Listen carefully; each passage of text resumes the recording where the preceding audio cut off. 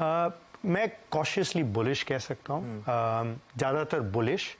लेकिन जो global environment है, जो यूएस की परिस्थिति है, यूरोप की परिस्थिति है और बाकी जो दुनिया की परिस्थिति है और वहाँ के जो गवर्नमेंट्स और पॉलिसी मेकर्स जो भी डिसीजंस लेंगे, उससे हो सकता है कि थोड़ी कॉशन बरतना बहुत ज़रूरी है।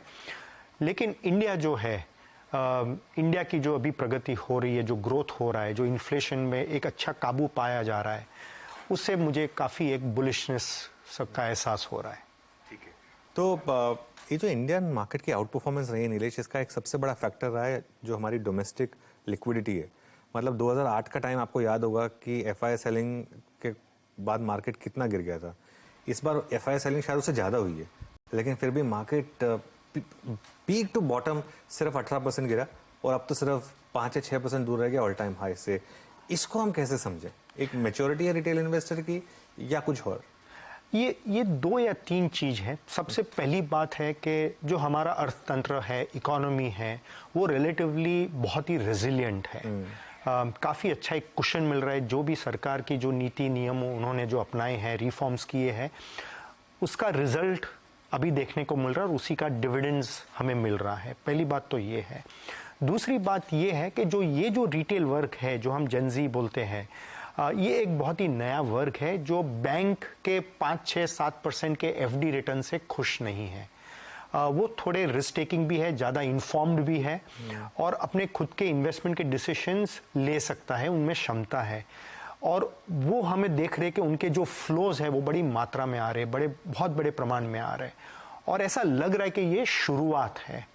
और पहली दफ़ा इतने वर्षों में देखा है कि जो डोमेस्टिक म्यूचुअल फंड या डोमेस्टिक इंस्टीट्यूशंस की होल्डिंग है वो एफआई से बढ़ गई है। ये मेरे हिसाब से ये पिछले जो 4-6 क्वार्टर में जो हुआ है, जो पिछले संवत से ये संवत तक, मेरे हिसाब से ये बहुत ही बड़ा बदलाव है, ये बहुत ही बड़ा ट्रेंड चेंज है।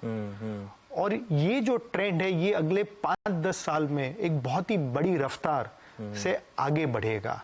तो ये जो है ये हमें ध्यान रखना है। और तीसरी बात है कि जो इंडिया का जो आउट परफॉर्मेंस है, ये पिछले 1 साल के नहीं लगे, अगर आप पिछले 10 साल, 20 साल, 30 साल का डेटा देखिए, एमएससीआई इंडिया जो है उसका जो एक आउट परफॉर्मेंस है वो पूरे विश्व में शायद यूएस मार्केट के बाद शायद इंडिया का दूसरा क्रम आता है वहां पे, शायद दूसरा हो या तीसरा क्रम। तो ये जो है कई वर्षों, कई दशक से चल रहा है, लेकिन फिर भी ऐसे लग रहा है कि यूएस इकोनॉमी एक बहुत मैच्योर इकोनॉमी हो गई है। इंडिया की अभी भी शुरुआत हुई। हम तो सिर्फ $2000 पर कैपिटा पे है। ये सोचने वाली बात है कि अगर हम 5, 10, 15 साल में $5000, $10,000 की पर कैपिटा होगी तो अर्थतंत्र, इकोनॉमी और हमारे मार्केट की क्या पोजीशन हो सकती है, वो सोचने वाली बात है। बिल्कुल।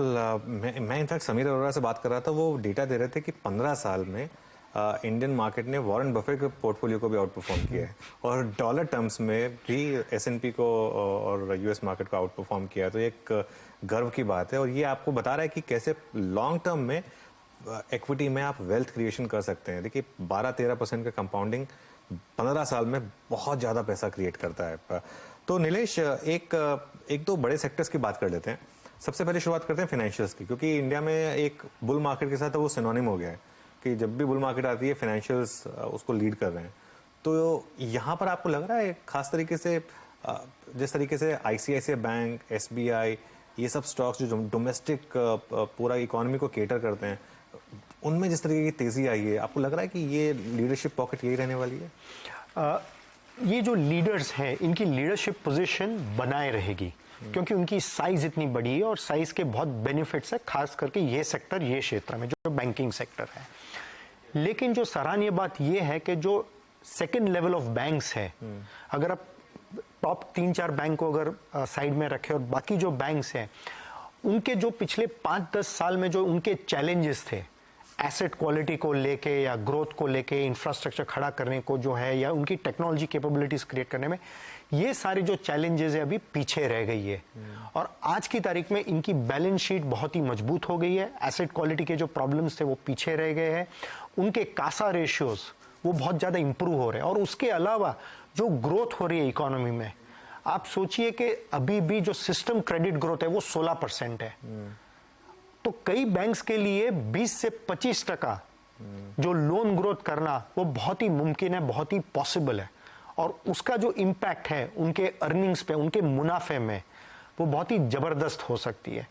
तो जो बड़े बैंक्स हैं वो तो बड़े ही रहेंगे और मजबूत होंगे, लेकिन जो नेक्स्ट लेवल ऑफ बैंक्स हैं, हमें ऐसा लग रहा है कि उनके जो नतीजे हैं, उनका जो प्रदर्शन है वो और भी अच्छा हो सकता है बड़े बैंक्स के कंपैरिजन में। इस पे मैं एक्चुअली आपका फॉलोअप चाहता था, क्योंकि पिछले 6 महीने में आप मूव देखिए फेडरल बैंक में या सिटी यूनियन बैंक में या बैंक ऑफ बड़ौदा में, तो जबरदस्त मूव हो। ये IDFC फर्स्ट बैंक, ये सबके सब बैंक्स, इंडसइंड बैंक, 3 महीने में मेरे ख्याल 60 से 70% ये स्टॉक्स भागे हैं। नीलेश, वैल्यूएशन वाइज आप कह रहे हैं कि अभी भी इनमें स्कोप है? इनमें स्कोप है, क्योंकि अभी भी ये सारी जो बैंक्स है, ये शायद जो ट्रेलिंग बुक वैल्यू पे तकरीबन 1.5 टाइम्स के आसपास इनका वैल्यूएशन है, मे बी 1.5 1.75 का रेंज है। और अगर 20-25% इनकी ग्रोथ आती रहती है, जो हमें लग रहा है कि अगले 2-3 साल तक तो आएगी ये इस टाइप की ग्रोथ, तो इनका जो रिटर्न ऑन एसेट है, रिटर्न ऑन इक्विटी है, उसमें काफी अच्छी वृद्धि देखने को मिलेगी। और जब वो होता है तब इनके वैल्यूएशंस भी और भी री-रेट होती है। तो बहुत संभव है कि बुक वैल्यू खुद एक पर्टिकुलर रेट पे ग्रो होगा, और अगर ये जो प्राइस टू बुक मल्टीपल है जो 1.5 का 2.5 हुआ, तो जो रिटर्न्स जो आ सकते हैं इनके स्टॉक प्राइसेस पे, वो और भी अच्छे आ सकते हैं। ये बहुत इंपॉर्टेंट बात नीलेश ने बोली। देखिए, कई लोग पूछते हैं कि अगर किसी कंपनी की अर्निंग्स 10 या 15% से कंपाउंड होती है, तो उसका स्टॉक क्यों 15-20% पे कंपाउंड हो जाता है? क्योंकि जो मार्केट उसको फिर वैल्यूएशन देता है वो भी धीरे धीरे बढ़ने लगता है। जो आप प्राइस टू बुक या प्राइस टू अर्निंग्स देते हैं, अगर एक ट्रैक रिकॉर्ड अच्छा बनता जाता है, तो इसीलिए स्टॉक मार्केट में हमेशा जो अच्छी कंपनियां होती हैं वो अपनी अर्निंग्स ग्रोथ का जो स्टॉक्स है उससे ज़्यादा कंपाउंड करते हैं। ये एक बहुत बड़ा फैक्टर होता है स्टॉक मार्केट्स में। नीलेश, आपने एक IT सेक्टर को पिछले 3 दशक से देखा है, करीब देखा है। इस समय जो चल रहा है IT में, ये जो बेयर मार्केट चल रही है, ये सिर्फ जो पिछले 3 साल में एक्सेसेस हो गए थे उसको अनवाइंड कर रहा है, या फिर ये एक तरीके से कुछ बता रहा है कि जो यूएस में प्रॉब्लम है उसको लेके एक लंबी बेयर मार्केट आ सकती है? इसको आप कैसे देख रहे हैं? ये बिल्कुल सही है कि जो एक्सेसेस हुए थे कैलेंडर ईयर 2021 में, जो काफी एक्सेसेस हुए थे, वो एक्सेसेस का एक मानो के एक मीन रिवर्जन हो रहा है, एक करेक्शन सा हो रहा है। और ये एक्सेसेस क्यों हुई थी? 2 कारण है। पहली बात, इन सब कंपनीज के जो रेवेन्यू ग्रोथ था, जो टर्नओवर ग्रोथ था, वो हो रहा था क्योंकि दुनिया टेक्नोलॉजी पे स्पेंडिंग कर रही थी।